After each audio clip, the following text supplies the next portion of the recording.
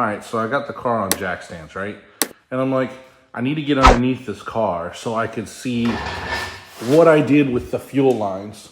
Because as far as the fuel injectors go, I mean, they're there, whatever. But I'm looking at the fuel rails and how I'm gonna get from the back to the front. And I know there's a T-valve back there. So I don't remember what I did with the fuel lines. Like, I don't remember if I cut them like here, or if I cut them way back there. Like, I don't remember. I have to jack the car up some more so I can fit under there and see exactly what's going on. Not only that, I had to go buy this thing because for some reason, I'm having some kind of like parasitic draw on the truck.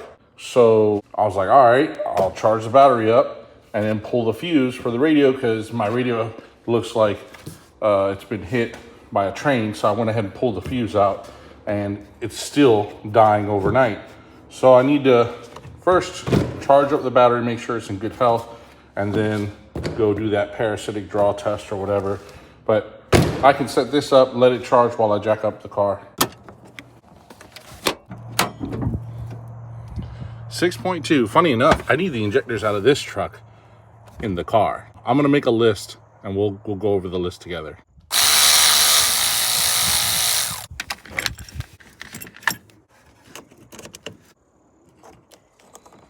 This battery was so dead, I had to hook up a jump box to use as like a bootleg little charger to get enough voltage in it because it was like 0.32 volts according to old multi. So yeah, I gotta do something real quick. Oh, look, it's auto charging. I'm gonna hit recondition. There. I'm sure this is gonna take a while, so I'm gonna let this do its thing. But yeah, the truck's cool. It's in good shape. I mean, it's gonna do what I need it to do. It's got a little bit of a rake to it, but I hit a deer with it a while back, as you can see.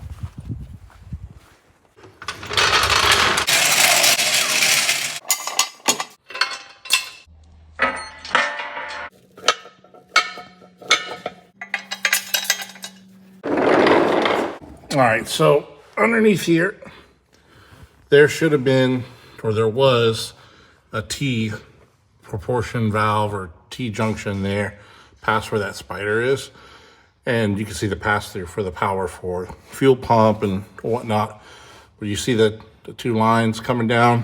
That's over here. Those two lines and then that quick disconnect there, that's the lines that came out of the tank. So it looks like instead of running any kind of like factory line, it's a brake line right here that I'm wiggling. I guess I'm gonna just use that to pump fuel out and empty that tank, which, cool thing, it's a plastic tank, 99 and up. Well, some 99s had a metal tank, but that's a plastic tank for sure. Well, oh no, wait a minute. Yeah, that's a plastic tank. I'm tripping. 15-gallon plastic tank versus a 5-gallon fuel cell. I mean, I can drop that whole thing, that whole gas tank. Let's see. I mean, it's huge. It's a saddle over. If I go to drop it, I have to undo this shield, this metal shield one. Oh, well, that's extra weight. I could just take that off. I don't need that. It's a heat shield. That's a heat shield. That's a heat shield. Yeah, so to drop the tank, the rear end has to, I guess, no, the pan hard bar right here. This pan hard bar has to come off, and then all this will drop down and out. So I guess that's what I'm gonna do. I'm gonna drop the tank. There's no point in me cut like an access panel here. Let me show you up top. All right, so like I was saying, most people, they cut a panel, like a service opening right here to access the fuel pump. But I don't want to do that unless the only reason I would want to cut this car would be if I was mini tubbing it, if I had like a big 9-inch or something, you know. But as far as like that goes, there's no real reason for me to continue to cut on the car unless absolutely necessary. It's still doing its thing. So it went out from battery repair automatically into charging. Hopefully it'll save. I know this thing desulfides or whatever the battery, if it gets way too down there. Hopefully it'll save it. If not, I have a spare in the shop. Another thing I realized, I don't have a freaking bucket to drain that fuel. So I'm gonna have to run to town and grab a bucket to put underneath the car. So that way when I drain the fuel and put 12 volt to the pump, it's gonna go somewhere as opposed to just draining all over the floor. Cause I don't wanna pull that tank with half a tank of fuel in it. That stuff, well, gas is like 6.5 gallons. No, it's 6.5 pounds per gallon. So I'm not gonna fight a beast I don't have to fight. So I'm gonna run to town and grab a bucket. A few moments later. Well, I got my bucket, so I can go ahead and drain that fuel out. I got a whole bunch of other things like a bilge hose and stuff. So I'm gonna slip that like right over the freaking lines and let it run out. I got some pump sprayers to like clean and whatnot, and PB blaster for the bolts. And I got this. It's like $30 because it was missing the other one. I guess it was display mall or whatever. I was like, oh, cool. I'll take a fifth one, like whatever. So I got freaking 5 of them. That's cool. Always check the clearance section because you never know what you're gonna find. Purple tag special. All right, so as you can see here, I have my bucket. I've got my hose. I've got all 3 of those lines because I didn't know which one was which or whatever. Shoved into that bilge hose that I got from the store, and I got it going into the bucket. So as it drains and I activate the pump, it should all splash in here. Should. I mean, that's like the theory.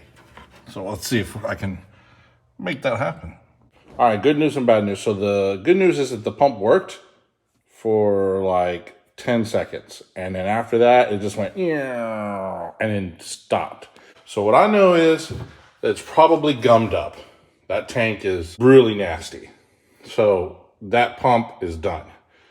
The only other way to pump it out would be to get like a manual pump to go through here with like some hose or whatever. And I don't have any hoses small enough to go in there. So I guess what I'm gonna have to do this time is just go ahead and drop it with all the nasty gas in it and go from there.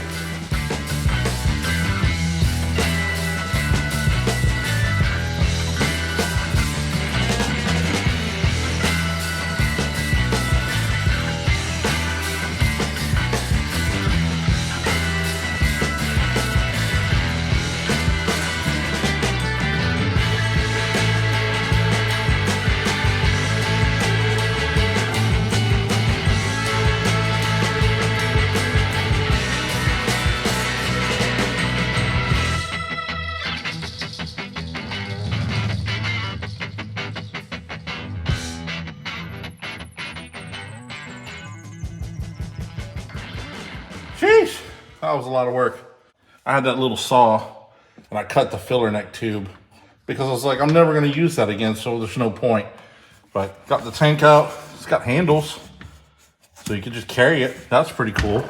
They knew you were gonna pull this out. It doesn't weigh that much, but the fart canister's on top of it and everything, so it's all unneeded stuff. Plus the cost to make that, like a race-ready application, is like way too, it's pointless. I can do a whole standalone for that. So I'm gonna take this outside, dump this gas in an appropriate disposal container, and do some cleanup in here. Because look at all that open room. If anybody needs a plastic F-body tank, let me know. Holler at your boy. And as far as like these panhard bars, like the other one that's hanging down, I'm gonna take both of those. Like that's gonna go in the garbage. That one is gonna go in the garbage because there's no point in like keeping them. The BMR and a whole bunch of other companies make replacements for them, so it's like, just get rid of it. Oh yeah, by the way, never put gasoline in a multi-fuel heater. I thought this thing could run on anything. It says jet fuel. It's like, well, shoot, it'll run on gas. Yeah, that was a bad idea. Well, there you go. Tank is out. That's completely done. I've got that fuel disposed of properly. That fuel pump was toast. I pulled it out and looked at it. Disgusting. The fuel was brown. So 3 years of 93, it doesn't matter. It's all gonna be bad anyway. Still haven't figured out that parasitic draw in the truck. I'll have to tackle that another day. I'm gonna start uploading a lot more frequently. So stick to the channel, come along, enjoy the adventure. Because if you ain't wrenching, you ain't working. If you ain't working, you're not getting close to running. So it's been a long time since this thing's made some noise on the road. I plan on getting it there pretty soon. Thanks for tuning in. We'll see you next time.